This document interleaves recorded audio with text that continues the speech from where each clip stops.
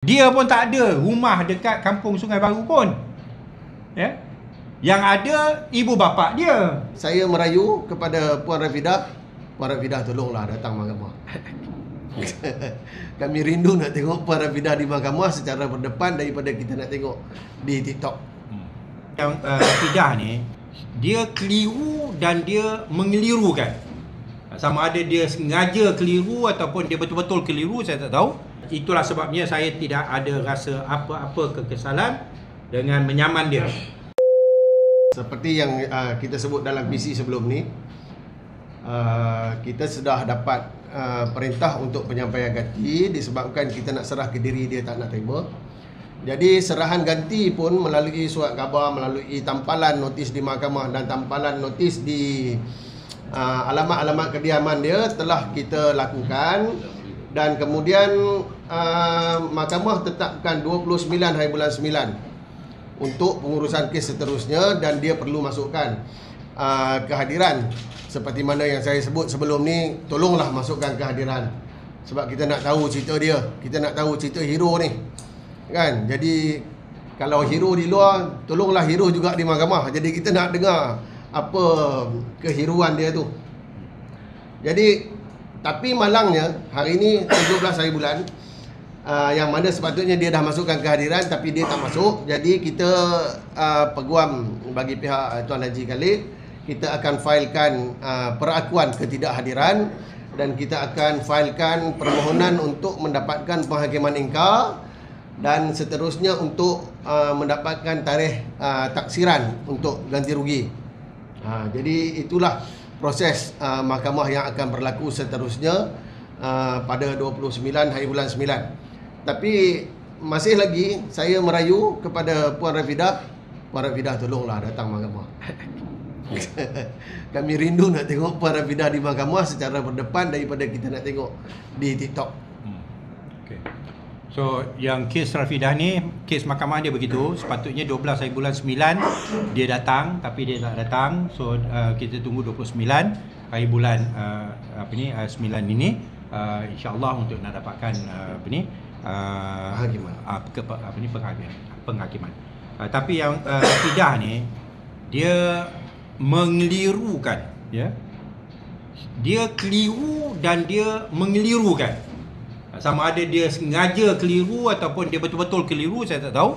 Tapi dia mengeliru kan dengan mengatakan, siapa yang jual setuju pengkhianat, kita kena pertahankan ni tanah orang Melayu lah, apalah dan sebagainya. Lepas tu dia bawa pula isu ni tanah emas. Tanah emas dikatakan protected.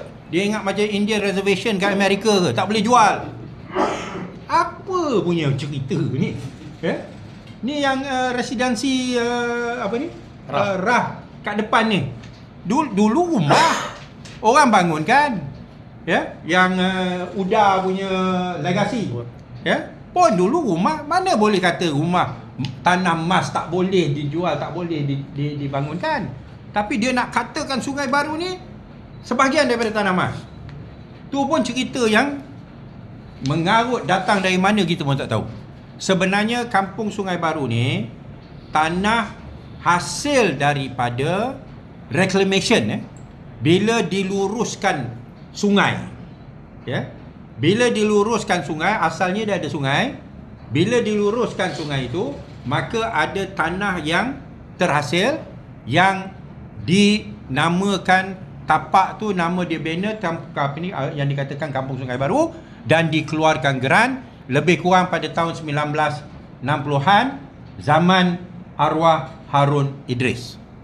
Dan bila dikeluarkan geran leasehold 99 tahun. Ya. Dulu bila enactment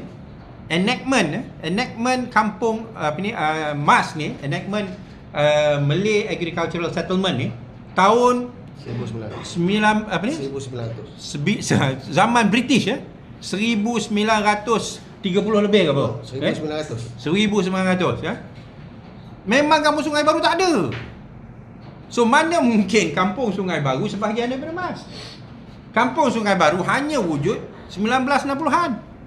Bila sungai itu diluruskan, maka dah lurus tu adalah tanah, kalau dulu tanah dia makan dengan sungai, ada jadi paya dan sebagainya. Bila diluruskan, ditambak, maka dapatlah area yang baru yang dinamakan Kampung Sungai Baru, ya. Kerana terhasil bila sungai diluruskan jadi sungai yang baru, kononnya, so ni Kampung Sungai Baru, ya. So all this is rubbish. Saja dia kata, oh ada bukti dekat UK lah, apalah dan sebagainya. Dekat UK zaman penjajah, Kampung Sungai Baru tak ada. Dan dia tak pernah tunjuk apa bukti tu. Lepas tu bila kita kata, oh tidak, dia kata, kamu tunjuklah buktinya. Kita pula nak kena tunjukkan bukti bahawa Kampung Sungai Baru bukan sebahagian daripada Tanah Mas. Yang dia kata sebahagian daripada Tanah Mas, dia tak tunjukkan apa-apa bukti. Ya? So ni semua mainan nak naikkan emosi. Ya? Oh ni orang Melayu inilah, orang Melayu itulah, tak habis-habis dengan dondang sayang, sedih merana orang Melayu ni, ya, yang dihina, yang diseksa, yang dizalimi dan sebagainya, sedangkan tak ada kena mengena dengan dia pun. Ya? Dia pun tak ada rumah dekat Kampung Sungai Baru pun. Ya? Yang ada ibu bapa dia. Ya? Dia pun tak ada kena mengena, tapi orang luar datang buat kecoh nak dapat konten untuk dia punya TikTok. Ya? Inilah yang kita rasa sangat malang, bagaimana social media disalahgunakan dan mempolitikkan satu isu yang sebenarnya very straightforward. Penduduk sendiri nak jual, penduduk sendiri nak bangunkan. Ya? Yang tak setuju tawaran pemaju, berikan pembahasan yang adil, settle. Ya, tapi datang Rafidah ni, pertahankan orang Melayu, pertahankan tanah orang Melayu, pertahankan tanah emas. Semua tak ada kena-mengena. Betul yang pasal Rafidah ni, itulah sebabnya saya tidak ada rasa apa-apa kekesalan dengan menyaman dia. Kerana nombor satu, saya rasa dia pun buat tuduhan yang melulu. Nombor dua, dia saja nak memanaskan suasana. Dia tak ada kena-mengena sebenarnya, ya, dan dia banyak memutarbalikkan fakta, ya. Okey.